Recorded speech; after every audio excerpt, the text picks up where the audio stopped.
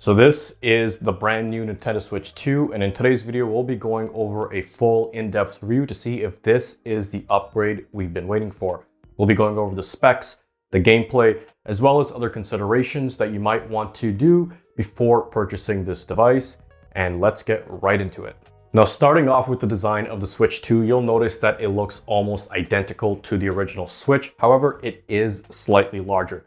Comes in at 10.7 inches wide and 4.5 inches tall, but it still remains 0.5 inches thin. So the feel in your hand is going to be identical, but it is a slightly larger device.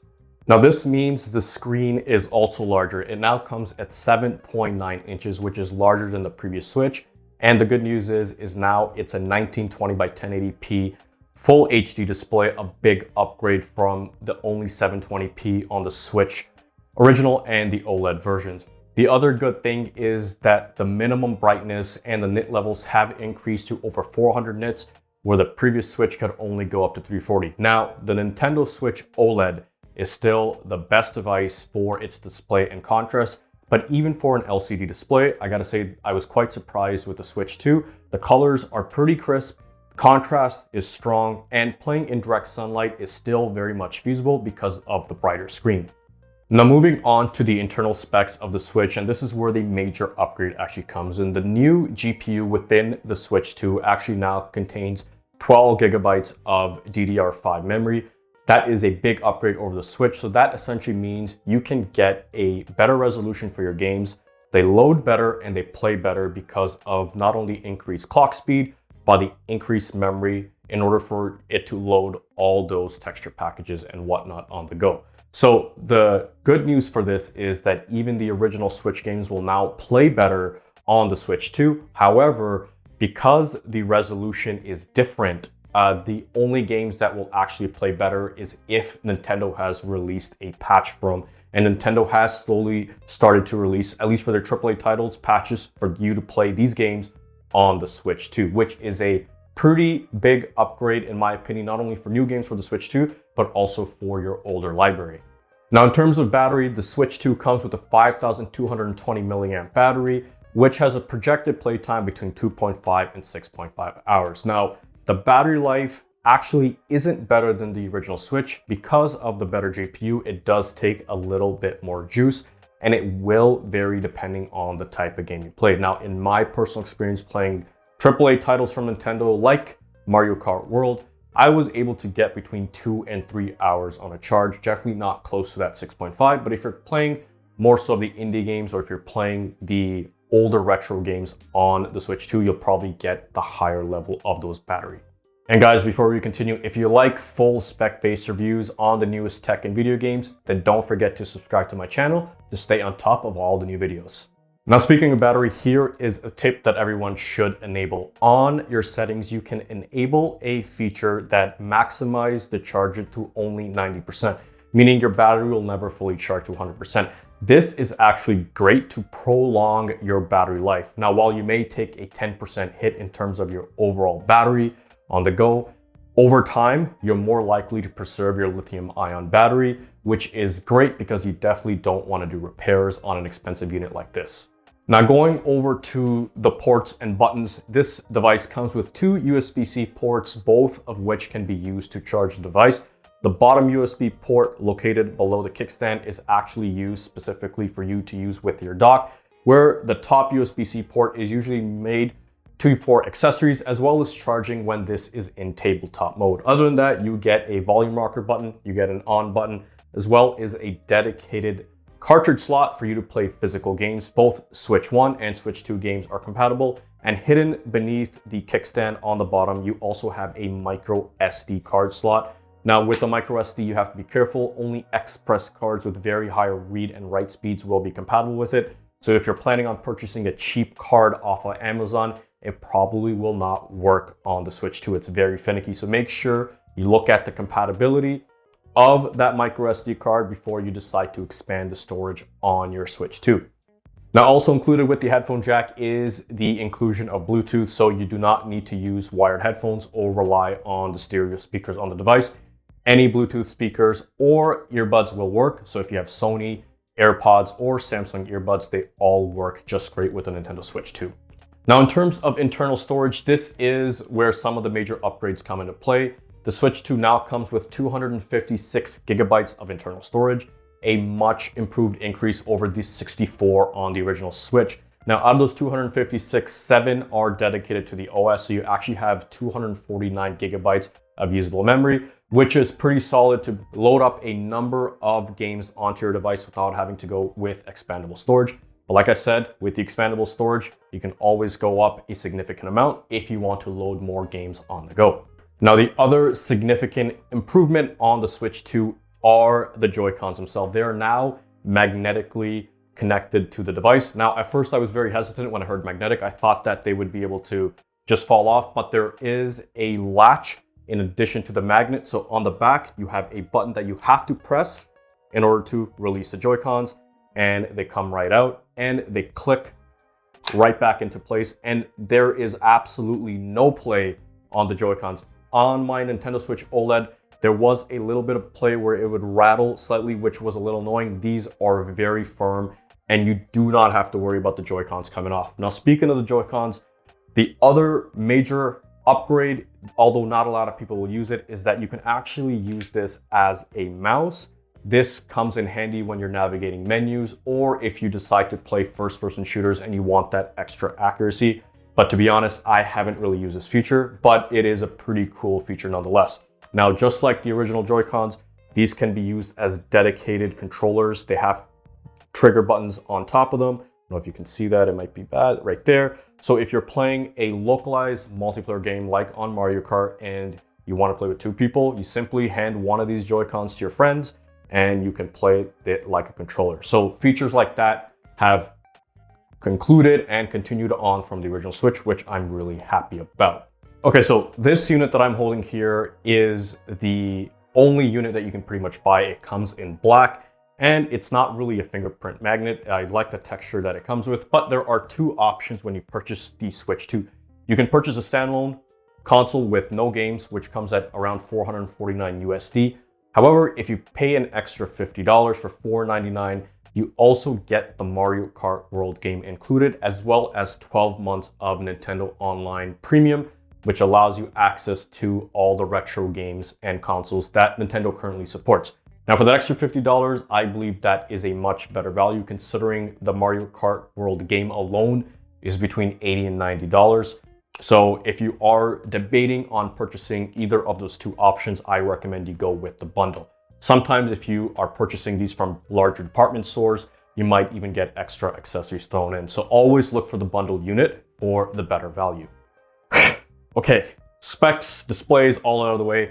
What you're really here for is the gameplay on the Switch 2. Now, first and foremost, the menu system on the Switch 2 is identical to the original Switch. The moment you open it up, the moment you set this up, and the moment you start playing, it's going to be very familiar, which in my opinion is a great thing because there is no learning curve. In terms of the gameplay experience, I have to say that just playing the new Mario Kart World, the graphics and the gameplay, including the frame rate, is definitely improved. Like, it is a significant improvement, and which makes me, it's actually not even questionable as it should be, because this is technically using 8 years of better specs than the original Switch. Now, I've been not only playing the new Switch 2 games, but I've played some of the older ones like Super Mario Odyssey, and even that game plays fantastic. And actually, this makes me want to play my original library of games, assuming that the patches have been provided by Nintendo with this console. Now, like I said, the battery life could be better, but you do take a bit of a sacrifice when you're getting a better CPU and GPU, which takes up a little more juice. Other than that, everything has been pretty solid in terms of the gameplay experience. Now, I gotta say, the only thing that is a little tricky for me on the gameplay end is, and this is no fault to Nintendo, it's just me getting used to, is that the trigger buttons are a little small. If you're coming from a PC handheld like the Legion Go or the Asus ROG Ally or the Steam Deck, you'll notice that you will have to adjust to these smaller trigger buttons. Now, for the OG Nintendo Switch users, you don't have to worry about anything. You're gonna jump into the gameplay and it's gonna feel right at home, but with better gameplay and graphics.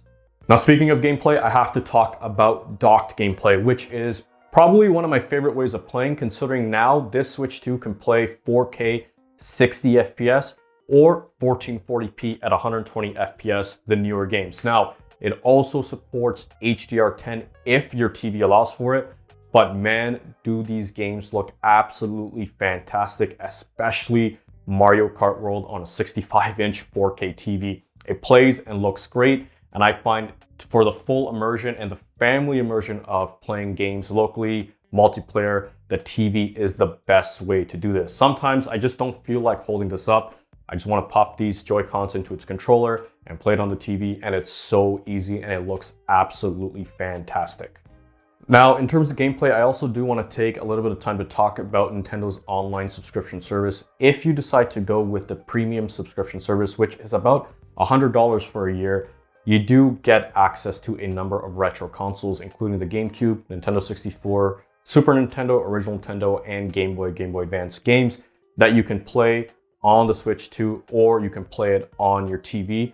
I think that is a pretty cool way of playing some of the older games without having to go through a workaround, installing an emulator on your device.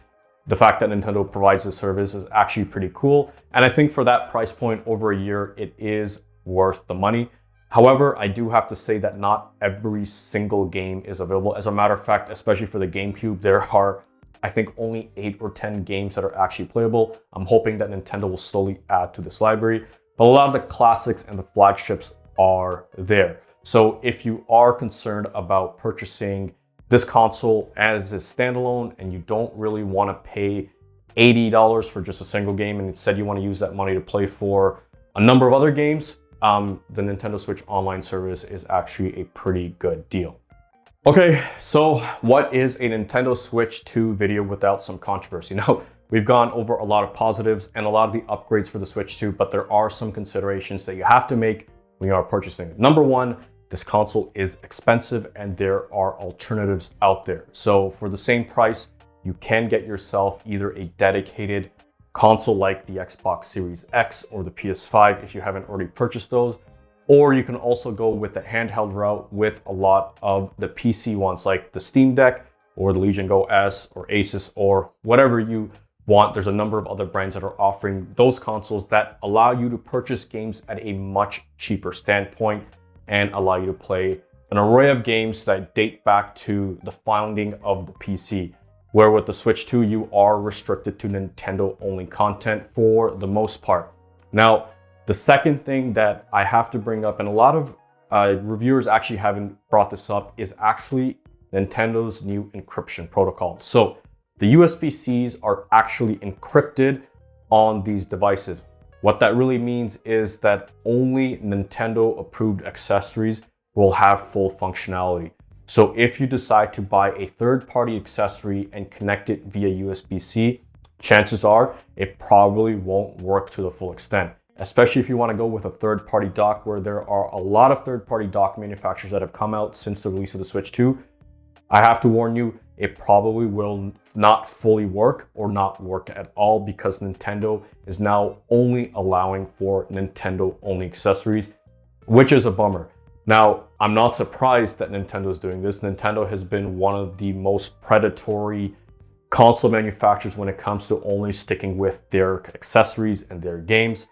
So that makes sense. But in terms of the consumer's rights and the consumer's value, the Nintendo Switch 2 actually isn't the most valued console you can buy on the market. If you are a dedicated Nintendo fan and you absolutely love Nintendo, then you can easily make the justification of making this purchase.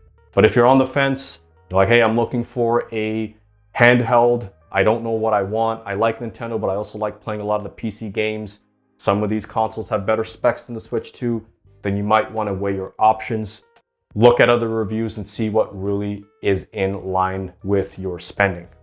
Now, my other gripe with the Switch 2 is actually its regression from the OLED to the LCD. So, like I said, the LCD screen is actually pretty solid and it's better than the original Switch LCD, but it's still nothing compared to the OLED. The contrast and the blacks on OLED far exceed anything an LCD screen can do. And what I'm actually speculating what Nintendo's doing is that in about a year or two, they're gonna re-release this exact same console as the OLED version, and they'll probably mark up the price of the console by another $100. I think that Nintendo could have very easily released this Switch 2 console with the OLED screen as is.